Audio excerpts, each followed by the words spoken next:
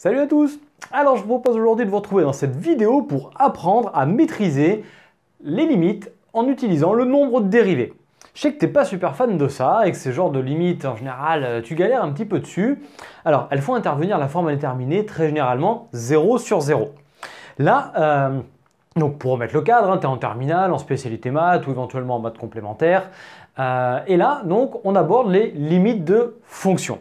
Donc les limites de fonction consistent à regarder le comportement de ta fonction lorsque x tend vers plus ou moins l'infini, si elle est définie à ces endroits-là, ou éventuellement aux bornes de son ensemble de définition, donc par exemple faire des limites dans les valeurs interdites. Là, on va regarder une méthode particulière, il en existe plusieurs, la factorisation par le terme de plus haut degré qui se fait uniquement en l'infini, la multiplication par la quantité conjuguée qui te permet de lever des formes indéterminées type infini moins infini en général, mais pas que, qui fait souvent intervenir des racines carrées. Là, une méthode assez importante, la méthode du nombre dérivé. Alors tout d'abord, qu'est-ce que c'est que le nombre dérivé? Bah oui, c'est bien celui que tu as vu en première, qui est la limite de f de a plus h moins f de a sur h lorsque h tend vers 0. Mais si tu te souviens, normalement, avant d'intégrer cette forme-là du nombre dérivé, ton professeur a dû venir vers le coefficient directeur d'une tangente qui correspondait à un f de x moins f de a sur x moins a. Et en fait, ce nombre dérivé, c'est plutôt celui-ci qu'on va utiliser pour les exemples qu'on va voir là, et ensuite les applications. Donc, on sait que limite de f de x moins f de a sur x moins a, lorsque x tend vers a, c'est égal à f' de a, et que le nombre dérivé n'est rien d'autre que le coefficient directeur de la tangente à la courbe représentative en x égale a. Donc là, on va regarder trois grands classiques sur les nombres dérivés. La limite de sinus x sur x en 0, la limite d'exponentielle de x moins 1 sur x en 0, et pour finir, la limite de ln de 1 plus x sur x lorsque x tend vers 0. Donc évidemment, il faut avoir fait la fonction logarithme exponentielle qui a été vue en première et revu un petit peu de trigo. Alors on va détailler dans ces trois exemples types qui sont à connaître par cœur comment est-ce qu'on utilise le nombre dérivé, puis après on va le mettre en application. Alors dans le premier, on a le quotient du sinus par x. Donc on a sinus x sur x. Et l'objet de la méthode pour utiliser le nombre dérivé est d'arriver à faire apparaître dans ton quotient quelque chose de la forme f de x moins f de a sur x moins a. Donc il faut identifier qui est f et que vaut a. Ça, c'est vraiment l'objet. Et attention, l'erreur sur laquelle souvent tu vas t'engouffrer, c'est de dire tiens, f de x c'est ma fonction entière. A priori, ça ne sera pas ça. Ta fonction f, en fait, ne sera qu'une partie de ce qui se situe ici et plus généralement une partie de ton numérateur. Donc là, on a sinus x sur x lorsque x tend vers 0. Bon, déjà, il est clair que a, c'est 0, puisque c'est lorsque x tend vers a, donc lorsque x tend vers 0. Donc a égale 0. Alors, au numérateur, t'as pas 50 trucs, t'as sin x. Donc, regardons ce qui se passe si on pose, si on prend f de x égale sin x.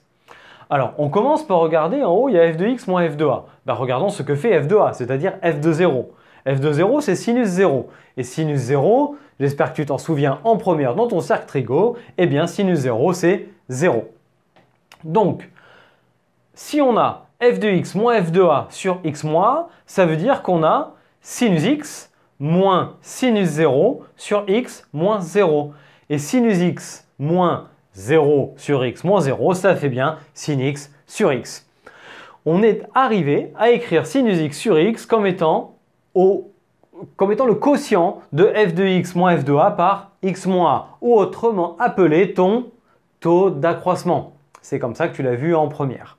Donc en fait, faire la limite de sinus x sur x lorsque x tend vers 0, ça revient à faire la limite de f de x moins f de a sur x moins a lorsque x tend vers a avec a égale 0 et f égale sin x. Ce qui donne par définition f' de a. Donc la dérivée maintenant qui nous manque, celle du sinus, je te rappelle que la dérivée du sinus c'est cosinus.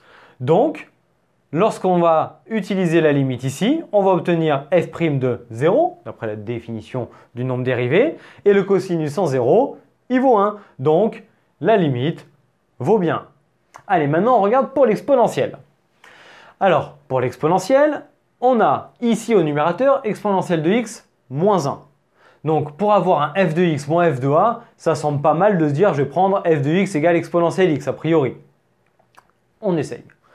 La limite étant 0, donc a égale 0. on vérifie ce que vaut f de 0. Exponentielle de 0, bah, ça vaut 1. Donc, on a bien f de x moins f de a sur x moins a lorsqu'on écrit exponentielle de x moins 1 sur x, puisque x moins 0, c'est bien x moins a, et exponentielle de x moins 1, c'est bien f de x moins f de 0. Donc, il nous reste maintenant à avoir l'expression de la dérivée, ce fameux f' de a. Eh bien, on sait que la fonction exponentielle, c'est l'unique solution d'f' égale f et f de 0 égale 1. Donc, la dérivée d'exponentielle x, c'est exponentielle x. Donc, on a exponentielle x, et la limite d'exponentielle x moins 1 sur x, c'est f' de 0, soit exponentielle de 0, donc 1, ce qui donne bien le résultat. Allez, on passe à la dernière, et une fonction logarithme qui intervient. Donc toujours un x égale à 0, donc a égale 0, et au numérateur, on n'a que ln de 1 plus x, donc on va poser f de x égale ln de 1 plus x pour tout x strictement plus grand que moins 1. Donc cette fonction-là, on la dérive, elle est de la forme ln de u qui donne u' sur u, donc la dérivée d'un sur x c'est 1, et u c'est 1 plus x, donc on a comme dérivée 1 sur 1 plus x.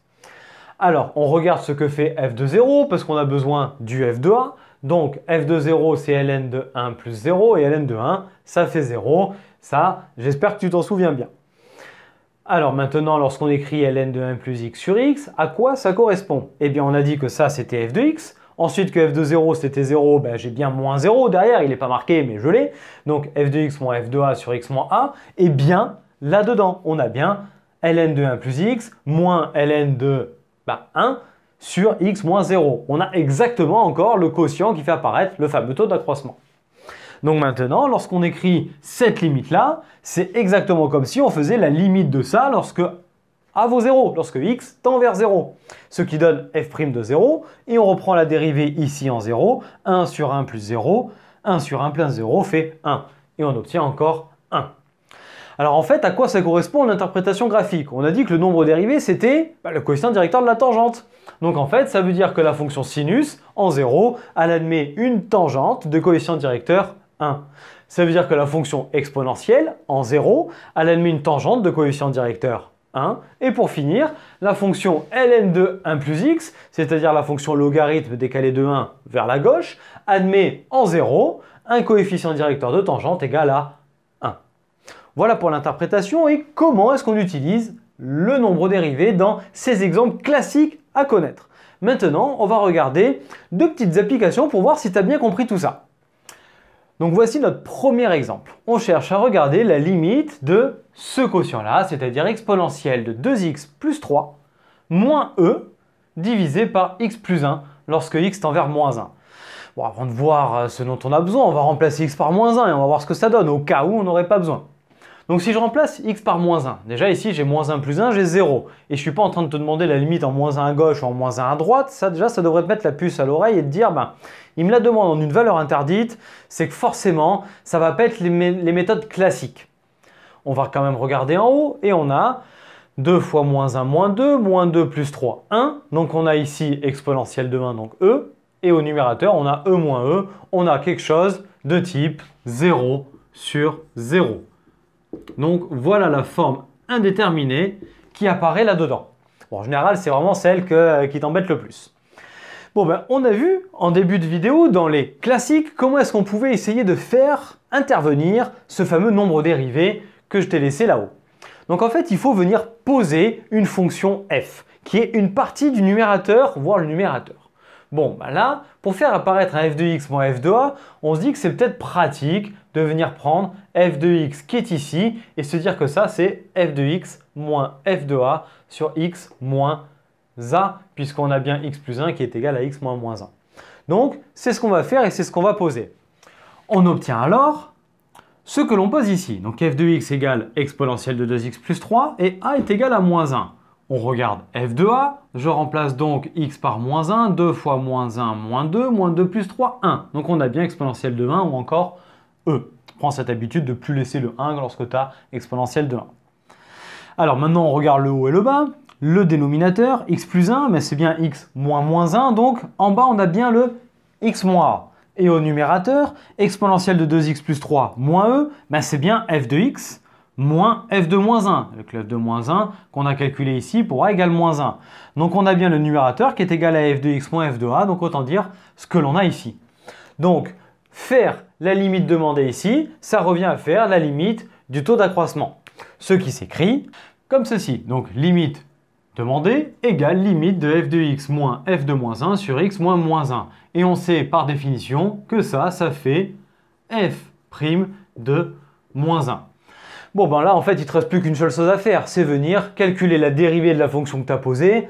On va ensuite le remplacer par moins 1 et on va obtenir la valeur de la dérivée du nombre dérivé, donc la valeur de la limite. Donc, on calcule f' de x. Et bien, on a posé f de x égale exponentielle de 2x plus 3. C'est de la forme exponentielle u, dont la dérivée est u' exponentielle u, avec u qui est égal à 2x plus 3, donc 2 exponentielle de 2x plus 3. Ce qui me mène à f' de moins 1 qui est égal à 2e, donc limite de exponentielle de 2x plus 3 moins e sur x plus 1 lorsque x tend vers moins 1 est égal à 2e. Donc voilà la première application sur un cas moins évident que les classiques que l'on a vus au début. Donc on a fait intervenir une fonction f, on a déterminé la valeur de a et ensuite on a calculé la dérivée, l'image de la dérivée et on a obtenu la limite.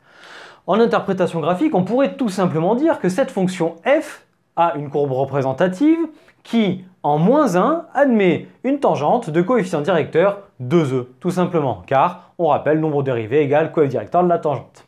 Important ça à s'en souvenir. Bon, premier exemple, on est bon, maintenant, on passe au second. Donc voici la limite qu'on me propose ici. Donc la limite, lorsque x tend vers 5, bon bah déjà on a 0 en bas, de racine de 3x plus 1 moins 4. On va regarder ce que ça fait en haut. 3 fois 5, 15 et 1, 16. Racine de 16, 4. 4 moins 4, 0. Type 0 sur 0. Bon, et bien là, alors tu peux peut-être essayer de voir ce que donne une quantité conjuguée, voir ce que ça donne. Là, le but est de faire le nombre dérivé. Donc, on doit faire apparaître f de x moins f de a sur x moins a avec a égale 5. Bon, bah, on va essayer de prendre une partie de ce numérateur, c'est-à-dire racine de 3x plus 1 pour fonction f, et on va voir ce que ça donne. Donc, on va écrire les détails. On obtient donc f de x égale racine de 3x plus 1 et a égale 5. Donc en remplaçant x par 5, 3 fois 5, 15 et 1, 16, racine de 16 pour f de a, 4, celui qui est ici. Donc maintenant on regarde numérateur, dénominateur. Pour le dénominateur x moins 5, eh bien c'est bien x moins a. Et pour le numérateur, racine de 3x plus 1 moins 4, eh bien c'est bien égal à f de x moins f de a avec toujours a égale 5. Bon, petit dernier point, on a calculé la dérivée de f, racine de u pour f de x, avec u qui est égal à 3x plus 1. Je te rappelle que racine de u, c'est u' sur 2 racines de u pour la dérivée, donc u' sur 2 racines de u. Bon, ben maintenant, on passe à la limite et on va faire apparaître donc ce fameux nombre dérivé. On réécrit la limite qui est demandée dans l'énoncé et on fait apparaître le taux d'accroissement f de x moins f de 5 sur x moins 5 avec les détails que l'on a fait ici. Donc on a la limite de 3x plus 1 dans la racine moins 4 sur x moins 5 qui est égale à la limite lorsque x tend vers 5 de f de x moins f de 5 sur x moins 5. Et ça par définition encore du nombre dérivé, ça fait f' de 5. On reprend l'expression de la dérivée qui est ici et on remplace x par 5, ce qui donne 3 sur 2 racine de 3 fois 5, 15 et 1, 16. Donc racine de 16 qui fait 4 et 2 fois 4 qui fait 8. Donc on obtient 3 huitièmes. En fait, tout ça, ce n'est rien d'autre qu'on a dit le coefficient directeur de la tangente. La tangente de qui? Eh bien de cette fonction. La courbe représentative de la fonction racine de 3x plus 1 admet en 5 une tangente de coefficient directeur égale à 3 huitièmes. Bon, et bien voilà, on vient de voir deux exemples utilisant la notion de nombre dérivé. Pour continuer à t'entraîner, tu peux aller voir cette vidéo-là où il y a encore des exemples sur le nombre dérivé, histoire de te mettre un petit peu au clair là-dessus. Bon bah écoute, je te remercie d'avoir suivi cette vidéo jusqu'au bout, j'espère qu'elle t'a plu. Si tel est le cas, n'hésite pas à lâcher le petit pouce bleu vers le haut, ça fera toujours plaisir à la commenter et à la partager auprès de tes amis. Puis à venir t'abonner à la chaîne en activant la cloche, puis nous rejoindre sur Internet, nos réseaux sociaux Facebook et Instagram. Et d'ici à la prochaine vidéo, je te souhaite une très belle journée, je te dis à très bientôt. Allez, ciao à tous!